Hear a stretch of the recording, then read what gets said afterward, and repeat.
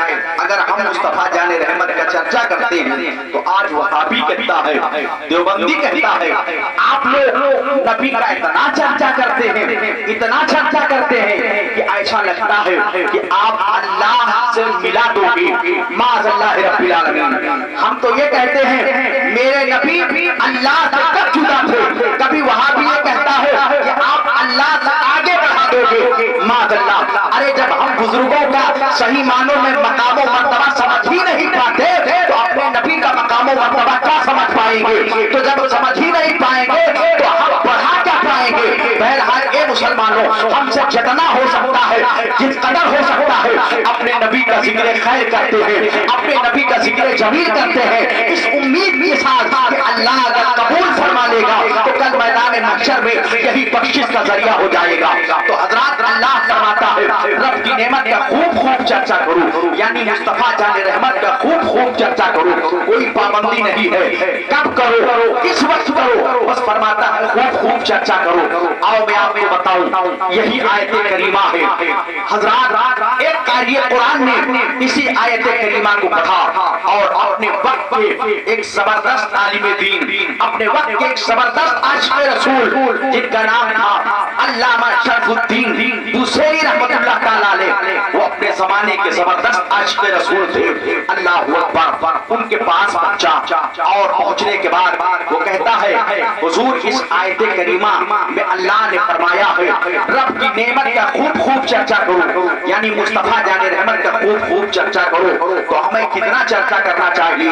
میں آپ کو سب سے پہلے حضرت علامہ شرف الدین بوصیری رحمۃ اللہ تعالیٰ علیہ کا آپ کو کچھ تذکرہ آپ کے سامنے پیش کروں، کچھ ذکر کروں کہ آخر علامہ شرف الدین بوصیری رحمۃ اللہ علیہ کون تھے۔ اللہ اکبر، مصر کے شہر بوصیر میں رہنے والے علامہ شرف الدین بوصیری رحمۃ اللہ تعالیٰ علیہ اپنے زمانے کے زبردست عاشق رسول تھے۔ ایک مرتبہ آپ کے اوپر بارش کا ڈیٹ ہو گیا، اللہ اکبر، آدھا جسم آپ کا بیکار ہو گیا۔ جب آدھا جسم آپ کا بیکار ہو گیا تو آپ ہاتھ سے روٹی نہیں توڑ سکتے، آپ ہاتھ سے پیالہ نہیں اٹھا سکتے، آپ پریشان ہیں۔ تمام طبیبوں کے پاس لوگ لے کر کے جا رہے ہیں، تمام ڈاکٹروں کے پاس لے کر کے جا رہے ہیں، تمام حکیموں کے پاس لے کر کے جا رہے ہیں، مگر تمام ڈاکٹروں نے، تمام طبیبوں نے، تمام حکیموں نے آپ کو لا علاج قرار دے دیا۔ اللہ اکبر، آپ کو گھر پہ لایا گیا اور گھر پہ لانے کے بعد بستر علالت پہ آپ کو لٹا دیا گیا۔ گھر کے سبھی لوگ رو رہے ہیں کہ آخر اب کیا ہوگا؟ اب تو تمام طبیبوں نے لا علاج قرار دے دیا ہے، تمام ڈاکٹروں نے لا علاج قرار دے دیا ہے، تمام لوگوں نے کہہ دیا ہے کہ اب اس کا علاج نہیں ہو پائے گا، آخر کیا ہوگا؟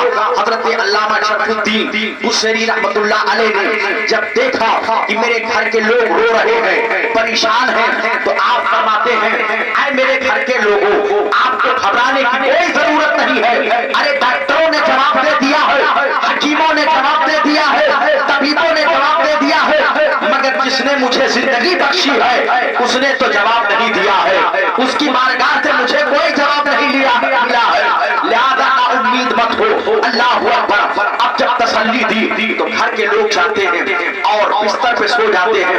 علامہ شرف الدین بوصیری رحمۃ اللہ علیہ رات کا وقت ہے، سناٹے کا عالم ہے اور اپنی توجہ کو، اپنے دل کو بارگاہ مصطفیٰ کی طرف مبذول کر لیا کرتے ہیں، دل مصطفیٰ کی جانب لگا لیا کرتے ہیں اور عرض کرتے ہیں یا رسول اللہ صلی اللہ علیہ وسلم، اگر مجھ کو شفا نہ ملی، اگر میں ٹھیک نہ ہوا، اگر میں صحت یاب نہ ہوا تو دنیا تانا دے گی کہ نبی کی نعت پڑھنے والا شرف الدین بوصیری ایسے ہی دنیا سے چلا گیا۔ اللہ اکبر، آپ نے اپنے لو کو مدینے کی جانب لگایا اور لگا کر کے فی البدیع آپ نے قصیدہ بردہ کے اشعار لکھنا شروع کر دیے۔ مولا صلی وسلم دائما ابدا علی حبیبک خیر الخلق کلہم۔ اللہ اکبر، علماء فرماتے ہیں تقریباً 161 اشعار پر مشتمل یہ قصیدہ آپ نے لکھا۔ اللہ اکبر، اور یہ مالا بنا کر کے بارگاہ آہوں کی مالا بنا کر کے بارگاہ رسول میں پیش کیا۔ اب ٹھنڈی ٹھنڈی ہوا چلتی ہے، آنکھیں جو ہے آپ سو جاتے ہیں، جب آپ سوتے ہیں تو کیا دیکھتے ہیں؟ نبی کونین صلی اللہ علیہ وسلم خواب میں تشریف لائے ہیں اور फरमाते हैं शरफ उद्दीन अल्लाह अकबर, हजरत शरफ उद्दीन बुसैरी रहमतुल्लाह ताला अलैह उठ जाते हैं और उसके बाद मेरे आका अपना दस्ते करम हजरत अल्लामा शरफ उद्दीन बुसैरी रहमतुल्लाह अलैह के जिस्म मुकद्दस पे फेरते हैं। अल्लामा शरफ उद्दीन बुसैरी सेहतयाब हो जाते हैं। मेरे नबी सल्लल्लाहु अलैहि वसल्लम इरशाद फरमाते हैं, ए शरफ उद्दीन बुसैरी मेरी शान में नात रहो। हजरत शरफुद्दीन बुसैरी रहमतुल्लाह अलैह फरमाते हैं, हुजूर मैंने आपकी तो बहुत सारी नातें पेश की है, कौन सी नात पेश करूं? तो मेरे आका फरमाते हैं, ए शरफुद्दीन बुसैरी मेरी वो नात कहो जो तुम अभी अभी पढ़ रहे थे। सुभान अल्लाह। जरा देखो, ये वहाबी कहता है नबी को दीवान के पीछे का इल्म नहीं है, नबी को दीवान के पीछे की खबर नहीं है, मगर मुस्तफा जाने रहमत मदीना शरीफ में रख करके अपने गुलाम ने किस कदर नजर रखे हैं और फरमाते हैं शरफुद्दीन वो नात पढ़ो जो तुम अभी अभी पढ़ रहे थे। अल्लाह अकबर। हजरत अल्लामा शरफुद्दीन बुसैरी रहमतुल्लाह ताला अलैह नात पढ़ते जा रहे हैं, कसीदा बुर्दा के अशआर पढ़ते चले जा रहे हैं। मेरे नबी खुश हो जाते हैं और मेरे आका फरमाते हैं, ए शरफुद्दीन ये मेरी चादर ले लो और इनाम के तौर पे, तोहफे के तौर पे मुस्तफा जाने रहमत में हजरत अल्लामा शरफुद्दीन बुसैरी को वो चादर अता फरमा दी। अल्लाह अकबर। अब चादर आपको मिल गई, मेरे आका तशरीफ ले गए और उसके बाद अल्लामा शरफुद्दीन बुसैरी फिर आप इस तरफ उठते हैं जो है और उठ करके खुद ही अपने हाथों से पानी ले रहे हैं, पानी लेकर के वजू कर रहे हैं, वजू करके और 2 रकात नमाज आप नफल शुक्राने की आप अता फरमाते हैं और उसके बाद आप बिस्तर पे सो जाते हैं। अल्लाह अकबर। सुबह का वक्त होता है, मस्जिद से आवाज आती है, हय्या अला सलाह, हय्या अला सलाह, हय्या अला फलाह, हय्या अला फलाह।